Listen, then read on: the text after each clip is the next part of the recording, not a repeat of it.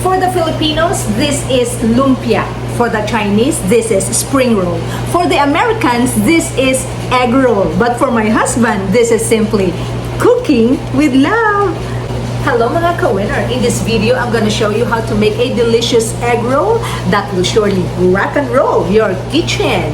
It's a complete meal by itself. You don't need any side dish. All you need is a good sauce and an ice cold drink that will make you truly satisfied when you eat it, especially this summer season. Even if it's your first time to make this delicious food, you will never fail, I assure you. Kaya, tara na, let's cook. Here are the ingredients. 1 pound lean ground beef, 1/2 head medium-sized green cabbage, 2 cups of julienne carrots, 4 cloves minced garlic, 1/2 cup chopped green onions, 1/4 cup of white or granulated sugar, 1.5 tablespoon of garlic powder, 1.5 tablespoon of ground ginger, 1.5 tablespoon of seasoned salt. For wrapping, we need a package of egg roll wrappers. This one has 18 pieces in it, a piece of an egg, and 2 cups of vegetable oil for deep frying. We got our ingredients ready. It's time to start cooking. We cook this in the stovetop, so set your heat on a medium-high and use a large skillet.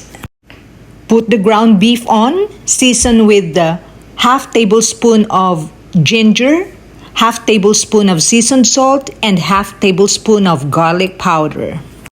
Mix them all together, and we have to cook the meat until it gets brown and stir occasionally. Our ground beef is now nice and brown. We have to remove it from the heat, and then we need to drain it and sit aside. To save us from washing too much dishes, we will use the same skillet to cook the vegetables. Let's heat a small amount of oil. Now here's some tips. If you want to smell the aroma of sautéed garlic, you can start cooking your vegetables by doing the garlic first. Sauté the garlic for 30 seconds until you smell the nice aroma, and then add the rest of the vegetables and the seasonings. In this recipe, I avoid cooking the garlic separately.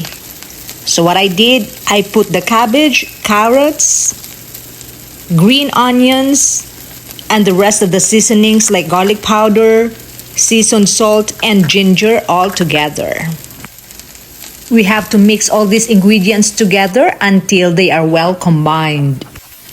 We cook the vegetables for approximately 5 minutes or until the cabbage starts to get soft. We don't have to stir it all the time, just occasionally. All the vegetables are now nice and tender. It's time to add the sugar. Be sure to mix properly so the sugar will get incorporated with the mixture.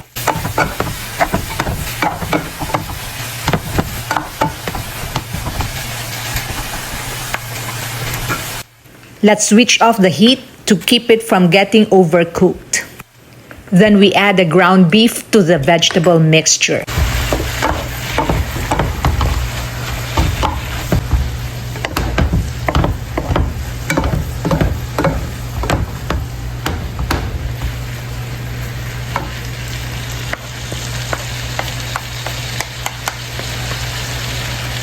Now, let's check our ground beef and vegetable mixture if the seasoning is okay.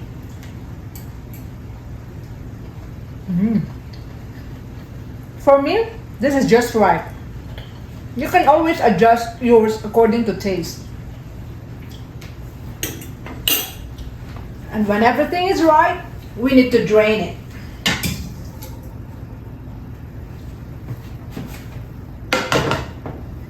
Failure to drain the mixture will result to a soggy egg roll.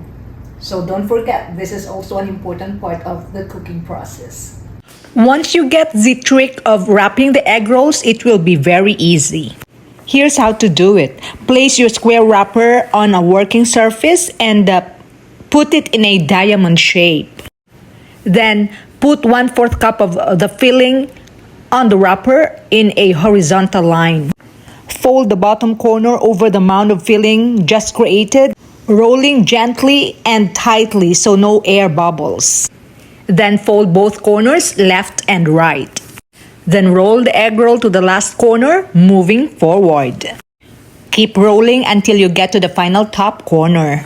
The last step is sealing the edges using the egg mixture.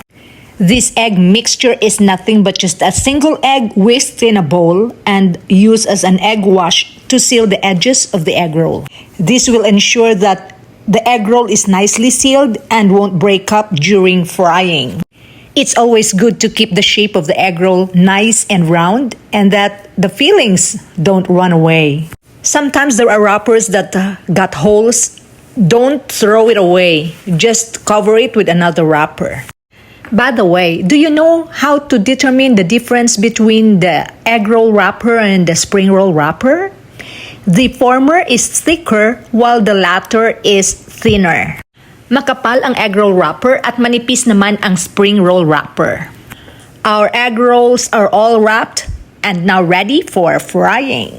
Egg rolls can be kept in the fridge for several days until it is ready for frying. It can also be kept in the freezer and fry them straight from frozen without having to thaw them. There are different ways of cooking the egg roll. Most of the time we deep fry them, but we can also cook them in the air fryer for less grease. It can also be baked or steamed. But I like my egg roll fried because it gives me that delicious crunchy taste outside while it is chewy inside. Now let's start frying. We have to pour 2 to 3 inches of oil into the pot and then heat the oil to 350 degrees. In this case, I just sprinkle some water on the pan, and if it sizzles, then that's the time for me to start frying.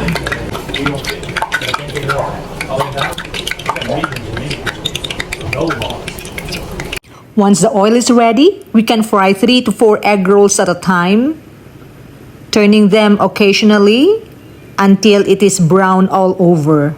This takes approximately 3 to 5 minutes.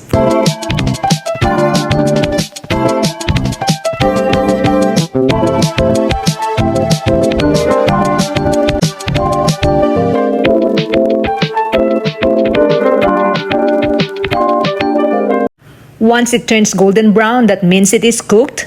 Put them on a plate with a paper towel to drain them. As I mentioned earlier, we can also make our egg rolls by baking. So if you prefer to bake egg rolls, you can coat them with cooking spray and bake at 425 degrees Fahrenheit for 15 to 20 minutes or until brown. It's done! Presenting Sonia's egg roll.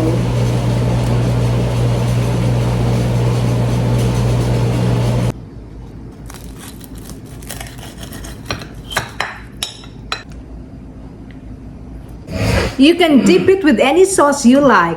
This one is ranch dressing.